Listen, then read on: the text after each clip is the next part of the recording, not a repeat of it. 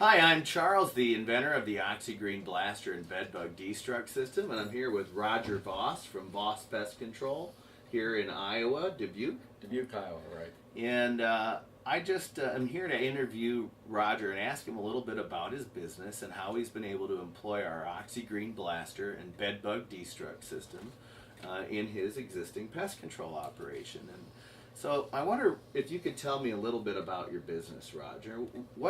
How long have you been a PCO? Let's start there. Well, I started in 1971 and actually started working for Orkin. But since then I got on the fire department. We went full-time there and then part-time just in pest control. In 2001 we went full-time in the pest control. Shortly thereafter my son joined the firm, and so the two of us are full-time.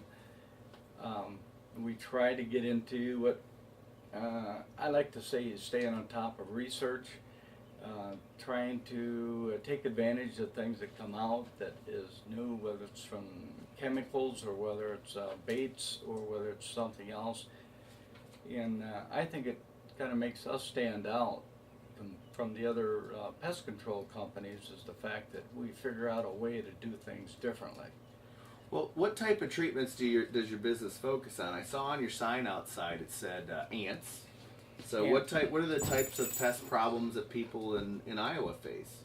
Well, just about most Midwesterners will face the same type of problems, but whether you're talking about ants, we came up with a one-time treatment for ants. We can treat it in the spring. We stand behind it all the way through November. None of my competition has done that yet. We came up with roaches, apartment houses that have roaches. We can bait for roaches, and a one-time treatment guaranteed for the year. That's the approach that I'm talking about. We like to do things that's going to do the complete job. Our philosophy when it goes in, for example, for roaches, we don't want 95% kill. We don't want 99% kill. We want 100% kill. And because of that, we go in and we're real thorough, and we have very, very few callbacks. In fact, even if they get a used piece of furniture and they bring it in and they bring roaches back in, we go back free of charge just so that we can put some touch-up baits around their new products that they brought in. But very, very few callbacks with all the accounts that we do. Well, and that's 100% related to your commitment and commitment to thoroughness and to your customers. That, yes, in trying to do things, we try to solve the complete problem rather than trying to keep our technicians busy. Yeah. That's not the idea at all. Well, that's, unfortunately, that's that way of or philosophy of businesses has been lost in America, and that's one of the things that we've been working to bring back. We make our equipment right here in the United States, and when I first started my ozone business several years ago, I had the opportunity to go overseas, and I could do that today, and I could make more money on every single machine that we make. But when I do that, then there are Americans that are starving because I'm not giving them an opportunity to feed their families. So I made a commitment to the United States with my products so that I can help be part of the solution, and instead of being part of this runaway culture problem that we've got. So, you said that you have been doing all these other types of treatments. When did you really start looking at bed bugs? How long have you been doing bed bug treatments? I'd have to say bed bugs, we've been in it probably for 5-6 years. Pretty much using chemical treatments. We had it down to about, I'm going to say we'd have 2 treatments. At first, of course, chemicals didn't work very good at all.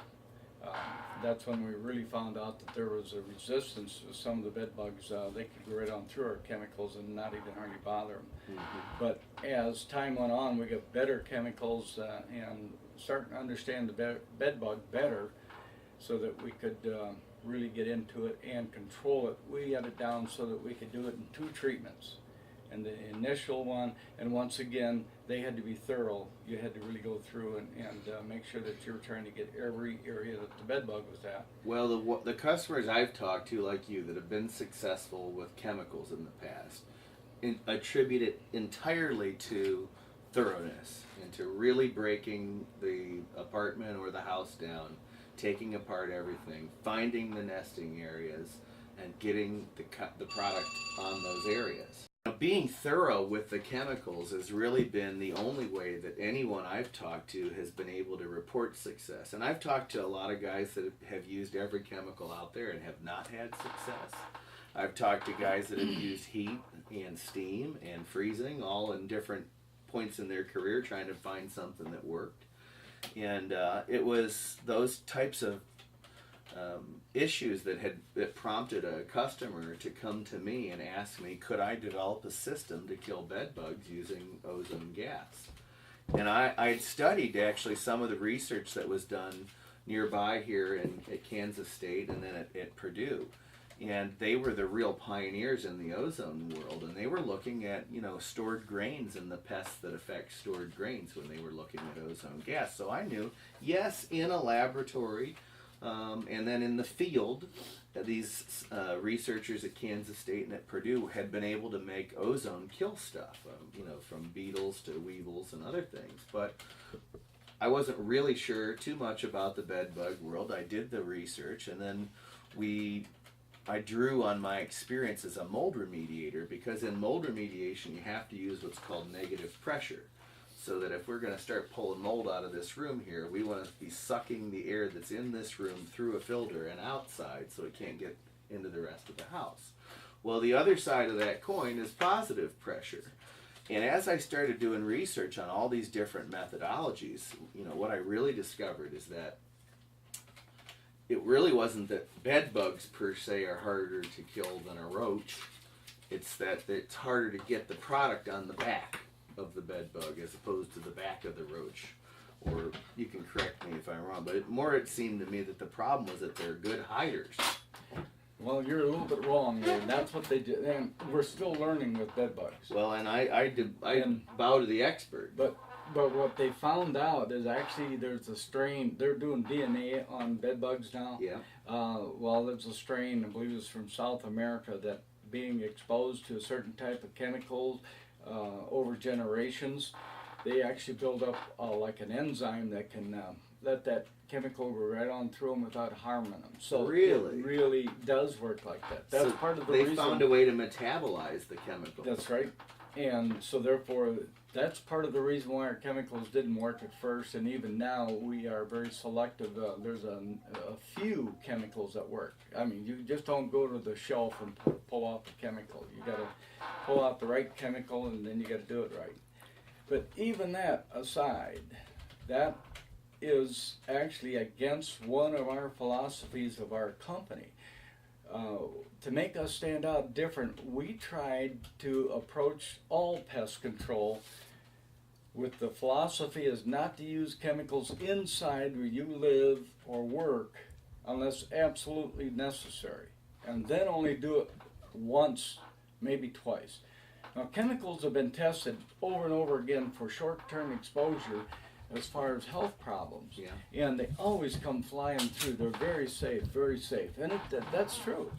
But nobody knows about being exposed to chemicals for 20 years, 30 years, or longer. And there is no way to really put that combination together to really know. But if you want to play on the safe side, why be exposed to it? So our whole strategy was to back out away from it. If we're going to try to protect your house, say, from spiders, where'd they come from? Well, they came from outside. So we treat the outside, not where you sit and not where you're breathing the air over and over again. Well, and that's a little bit of a different approach than I've heard from a lot of my customers. And to me, it's refreshing because I've done a lot of research on the toxicity of chemicals that are used in the mold world. And very similar types of things, in short batches, they've tested it and it comes through with flying colors. But the way I actually discovered that some of them weren't as safe as we were being told is I had some ladies that got sick from the chemicals. At least they claimed they were. And I rolled up my sleeves and I set out to prove these ladies were nuts and they were wrong and that they couldn't possibly be having a reaction to my chemicals because I used EPA approved biodegradable safe ones. And that's when I got my lesson, is I started researching these active ingredients and found that some of them do have what you just said, the ability to be accumulated in the body. But I don't broach that topic with many of my pest control customers because it's not a real popular subject, but it's refreshing to hear you bring that up. Well, is that one of the things that motivated you to look at our system? Or? Yes, it is, because it bothered me to a certain degree. Here I was going not only in the inside, but I was using quite a bit of chemicals.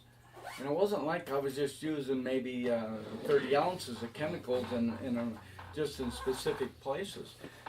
And then the fact that I could, maybe even have to use maybe a half gallon, maybe close to a gallon of chemical for the first treatment, I was still having to come back in about 2 weeks and doing it again.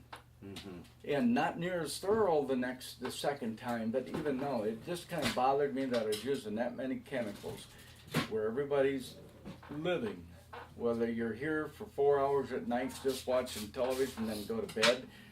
Even at night, when that furnace kicks on, yes, you can still get some of that air, the fumes. And you weren't getting complaints from your customers. Nope. This is just in the back of your mind. Yeah. This is, if at all possible, I want to look at something that's pesticide free, because we're talking about inside of a home, an apartment. Doesn't matter, that's if we can do it. And of course, then I looked at heat. Mm-hmm. And then not only at the staggering cost of heat, but then at also the problems with heat, as far as you got to really be on your toes. Certain types, make sure that in the apartment you don't have some real fine papers that suddenly is going to start smoldering and catching on fire just because you got a little too close to your heat generator. What about candles? What about sprinkler systems, drop ceilings? Solder furniture, sawdust glue, and stickers? The sawdust. That's the last thing you need, that type of thing. But being on the fire department, I know that when you break particles down, those small enough particles, you can have a flash over real easy from it. And that's, it's things that I was leery about when you're talking about heat. But then also the cost. I mean, so you put the 1-2 punch to me, and plus all the care you had to take, preventive medicine, you might say, to make sure that you weren't getting caught short. And then I looked at your system. Ironically, we personally have air purifiers in our house already, and they're ozone generating air purifiers. And they do kill mold. And so I already knew part of what you're saying, and so you didn't misrepresent anything. What you're getting, or what we get when we buy units from you, is a unit that's really beefed up, or you might say super horsepower, but compared to what our little air purifier is. But yes, it works and penetrates. Ozone can penetrate. We knew this with our air purifier, that if you get mold on your wall, your drywall, and you put that air purifier in that room and then put it on what they call the away mode, which makes it kick up twice as high or maybe 4 times higher than normal, it will penetrate that and not only kill the mold that's on the surface, but kill the mold that's on the backside, on the inner wall. Now, we knew that from our units. So I'm thinking myself, now what's his unit's going to be like, when we get this? And for one thing, when we go in, we do go in halfway through the job and we make adjustments, move things around. This ozone generator penetrates most things, but why have 4 foot of clothes stacked up on the floor? You don't think the carpet is really getting penetrated, do you? Yeah. So therefore, you use common sense with everything. But one of the things, the job we just did, I was inside finishing it, and Jeff came over, my son came over, and he was helping pick up. And he said he could smell the ozone just by walking by the front door. And guess what? I didn't open that front door. I came in the back door. So that means that was penetrating through the walls. We don't have any idea how much insulation's in these, especially when you're talking apartment houses. Yes. So if there's not too much insulation in there, you're actually penetrating all the way outside where they can smell it outside. So that means you probably penetrated pretty deep throughout the whole place, I would say. Yes, sir. I mean, that's just common sense when you can, and I think it's fantastic. So now this brings me to what I would call the humorous part of this story, because one of the questions I asked all of the people that I've interviewed that are using my equipment was, before you bought the system, were you skeptical that you could accomplish the bed bugs with just the ozone and the essential oil? I actually no. I figured I could kill the bed bugs. What I didn't know is could I kill the eggs? Yeah. And that was probably the bigger question. But I had a lot of confidence in your unit. Mm-hmm. If it could produce much stronger than our air purifier, I had confidence in it that it could do it. And the very first time, you know, the fact that ozone is still okay to breathe, except unless you get asthma or some breathing problems already. I wouldn't recommend anybody to try that. But I walked into the one unit without a face piece on, and something I never recommend, by the way. The only thing that you really notice, it's uncomfortable to breathe it, but the breathing isn't the problem as much as that it starts to even burn at your eyes. So therefore, the face piece is really, I think, more than anything else, it'd be for the eyes to keep it out of your eyes so you don't get that burning sensation. But that definitely tells you that when you're going in there that the stuff is strong, mm-hmm. and that it's penetrating. That I can't say penetrating enough because that's what we need. Mm-hmm. Where are the bed bugs at? Oh, they're in a couch because people sleep there. Or they're there until 1 or 2 in the morning, then get up and go to bed. Well, bed bugs get it pretty active between 11, 12 o'clock at night. So wherever you're located, that's probably where the bed bugs are going to be drawn to. And so that, therefore, that's, how you kind of approach this. If they've been in the living room, you know darn well you got to treat the living room. That's right. And so you remember your first bed bug job you did with our system? Because you told me yes. a little bit about this. And one of the things I try and stress to system owners is that what we make are tools. And a tool is only as good as the hands of the operator that is using it. And so there's almost always a learning curve that my customers go through learning to use this equipment. And you called me up after your first job and you were fairly pleased, but you had a few issues. Can you tell us a little bit about your first project? The issue wasn't with the ozone generators as much as it was with the oils that we used, the essential oils afterwards. The essential oils, the gentleman that you sent along was really more of a technician of the equipment. That's right. Not a pest control person. I don't have any pest control operators, I confess.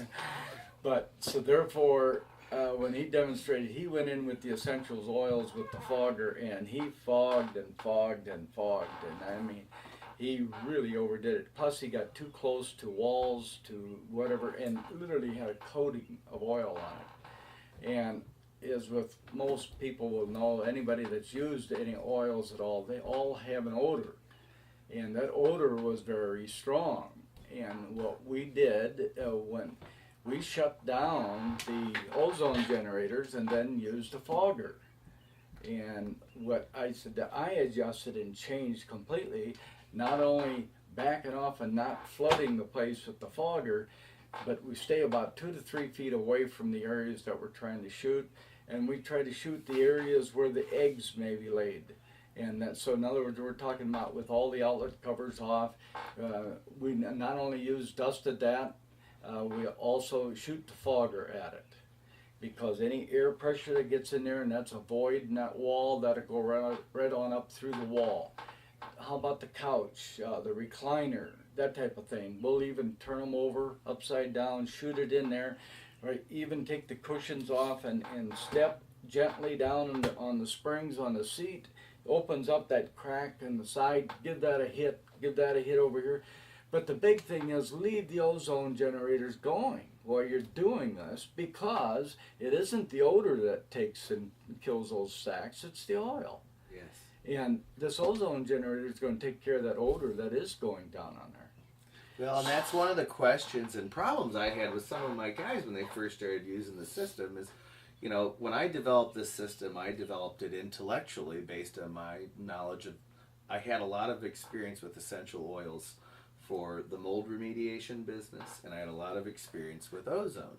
And I knew about the beneficial properties of natural dust intellectually, but that's a lot different than shovel knowledge, you know, on the other Sure. end. And so when we started doing that, I had a first couple jobs we demonstrated, we fogged just like that. And later I've had system owners, and one of my first system owners that was learning to do this really overdid it with his essential oils on a hotel that he was doing. And he didn't do a good job of blocking the door when he was fogging and other things. And that was one of the things I really like to hear about your application, because of course the essential is only there for the eggs. The ozone really does do damage to these bugs, and you know, it's invisible damage that you can't see with your eyes, but you can see the dead bugs. You can feel them get crunchy if they've been exposed to it for a very long time, and it's doing damage to the inside of their breathing tubes, much like it does damage to our eyes and to the inside of our mucous membranes. And it just makes it a cinch to knock them out the rest of the way with anything else if they have managed to survive. But, and you said on that first job you did have a problem, and that problem was with a drop ceiling because you didn't move any of the tiles. That's right, you remembered that. I don't know why. I was, like when they came and his technician kind of demonstrated this whole thing, I was just sitting back like an observer rather than a participant. And I got in there and I didn't even think looking up and checking, hey, that's a drop ceiling. And sure enough, we had a callback on that job. But where they was coming from was the drop ceiling. And this time I just went in there with the chemical, and believe it or not, just one treatment, and I just popped up a couple of those drop ceiling panels and got up there and treated all around the outside edges all the way around there. And then in the center there was a ceiling light and a fan in the center. And believe it or not, some of the bed bugs were actually coming down and dropping off of that ceiling light onto the bed that was right below it. So therefore I treated that on the top side, of course.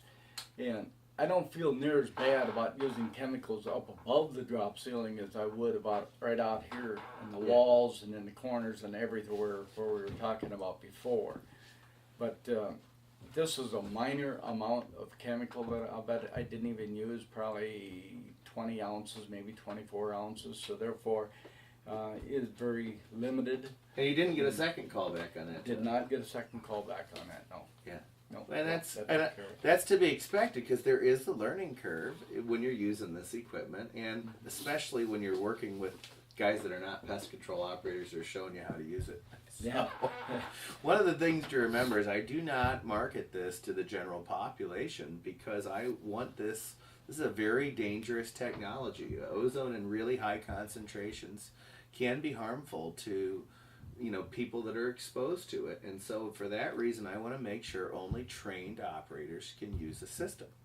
So how much selling do you have to do to make sure that you have an ongoing business? Because this is one of the topics that we don't touch on a lot. And a lot of pest control operators that are successful because they learn to be good advertisers and marketers.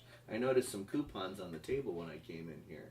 So is that something you do on an ongoing basis? We just had that opportunity, and it was we kind of fell into that one, so we didn't go out of our way to do it. But it's just a coupon for a discounted oil change at the local Ford dealership, and with Voss Pest Control right on the coupon also. So it gives us exposure that way. And has it worked for you? You got some calls? It's we haven't tested it yet enough. We just got into this like 2 days ago. Oh, so I see. You're stumbling into something that's really not tested. So, but have you advertised the bed bug aspect of your business yet, or how do you get your bed bug jobs? It's pretty much word of mouth. We do a lot of roach business with a lot of landlords or management companies. Mm-hmm. And so by just putting the word out there, we also do a lot of home inspections for real estate sales. Okay. So when we go and we talk to the realtors, so when we talk to them, we put the word out there. And basically the word is that, you know, we've got a process without using chemicals and without using heat that we can take care of and control bed bugs. What's the response been like? Pretty good. Of course, bed bugs are seasonal. Yes. And through the winter, there wasn't much response at all because there wasn't much problems unless it was a leftover from last fall. Believe it or not, some people put up with bed bugs for quite a while before they finally get to the point and say, hey, this is a problem, we got to do something about it. The other thing that research came up and showed us, which surprised everybody, I think, 60% of the population do not react to bed bug bites. Oh, in terms of getting the bumps. That's right. And so they're not itching. They don't think they get any bites. I see. So therefore, that started to partially provide pieces for the puzzle. Every once in a while, we'd go to homes that there's only one person in the whole family that's getting bit. And what's going on here? You know, that type of thing. And of course, it's like being a detective. You got to ask the questions and just start to piece everything together. And now with this bit of information that 60% of the people do not react to bed bug bites, that kind of answers a lot of our before kind of a guessing in the dark. Because now you know that it can be the one person getting bits, the one that's having the reaction, and the other three aren't. That's right. They're getting bit also, but not having a reaction, don't even realize it. Yeah. Now you mentioned that you have a lot of contracts with these property management companies, and one of the things that I mentioned to you early on, and one of the parts of this, what I think is the most exciting thing for pest control operators or other people looking to invest in the system, is the other ways that it can be used to make money. Have you done any odor removal jobs for any of your customers yet? No, we have not. But it's ironic because our air purifiers, going back to that same technology, believe it or not, we'd rent them out to the realtors because if they had a house that they were going to put on the market and people were keeping dogs in the house, oh, sure. Maybe there was urine in the carpet, maybe it was just that wet dog smell that you get sometimes in the house. Well, people that don't have dogs, they walk through that door and they can smell it. It about knocks them over. You know, we got to do something about that, you know. And you don't have to go and buy a new carpet and replace everything. All you need to do is get rid of that odor. And we'd rent out our units for a week, and sure enough, it'd take care of that odor. So you're very familiar with odor removal as a business. You just haven't started working that angle yet. We just don't really push it hard. We leave the realtors know that we have it available. Well, I've had some customers that have really built an awesome repeat business structure utilizing their property management contracts. And what they've done is just basically done a free job. And, you know, where you'd have to leave your other machine in there for a week to get it done, you can set up just one of those big orange machines in a 1,200 square foot apartment would be plenty. Yeah. And in a 4 or 5 hour treatment, you will eliminate all the odors, all the viruses, all the bacteria, all the mold spores, and all the germs. And I really just want to encourage you, like I want to encourage all the rest of my customers, you know, put those hooks in the water and see if you can't get a nibble, because when they start to get, you know, one of my guys is in Arkansas. We're going to go see a big pest control operator there, but I've got an odor removal guy in Arkansas, and he gets a ton of quote unquote odor removal projects in apartments that his apartment managers have noticed had roaches or bed bugs. And so they noticed pretty quick after he sets up, you know, 5 of his odor removal blasters that everything's dead when he leaves, not just the odors being gone. Yeah. And, you know, I don't encourage that of any of my guys that are pest control operators, but I think that there's the opposite crossover available for the pest control guys, is that there's a lot of money to be made in the odor removal aspect. You're probably right. And, you know, just that little daycare center we passed coming up the hill here, I thought, well, boy, he should be sanitizing them every 2 weeks just to kill their germs.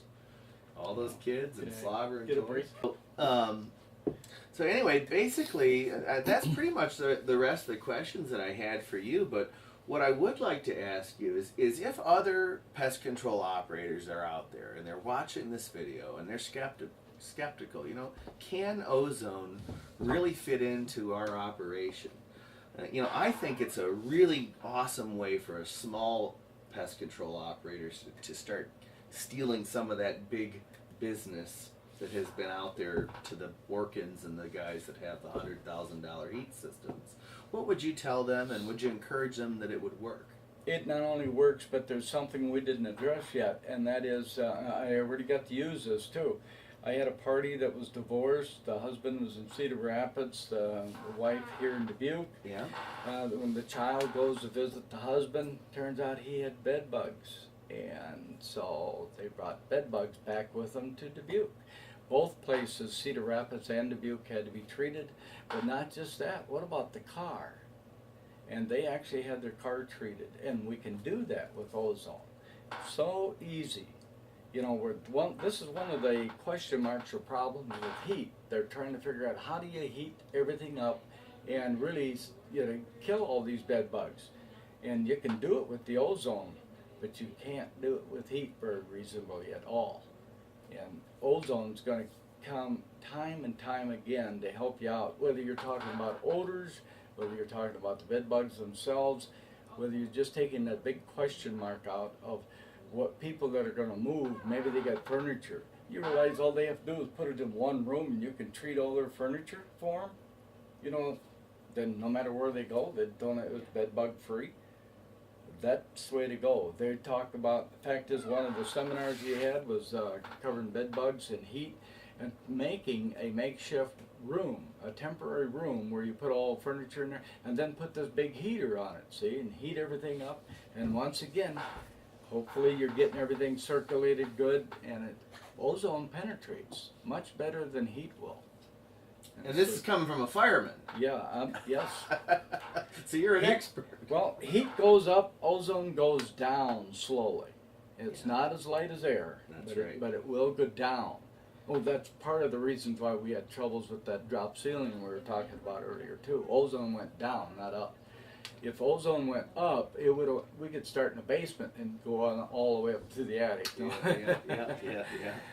But at any rate, it kind of works in the reverse. But all we had to do, any other drop ceiling, all we have to do is just pop a couple of those up, and we take this ozone generator, which is mounted on a blower, and that blower aims it right up to that ceiling, and it's going to treat that whole top area in no time at all, and then your whole room is still going to be filling up with ozone because it's all coming back down. And it's going to penetrate just as much, if not more, than it ever did before. But there's a lot, you're absolutely right, Charles, there's a lot of different ways you can approach. Once you have this equipment, you're going to have a lot of things open up to you. And it's only you yourself that's going to probably restrain or hold back. I couldn't hardly agree more. To certain markets. And it's fine and dandy to jump in and only get your toes wet on certain things for a while and then get into other things later on if you want. The worst thing you can do is just jump in and think you're going to swim in all directions at the same time. You want to know what you're doing and know what to expect from your equipment. And I think that's, after you get a little bit of experience behind you, it won't take much, but you do a little experimenting and you're going to find this is a pretty good way to go. There's no way around it. Well, I thank you so very much for your time. I appreciate you sharing it with all of these potential viewers out there in internet TV land. And I just wanted to thank you for believing in me and investing in my equipment. Mm-hmm. I know that you were a little skeptical at the beginning, and I'm so happy that it worked out for you. And if there's anything I can ever do to help you in your business, you let me know and I'll stand behind it. Okay, appreciate it.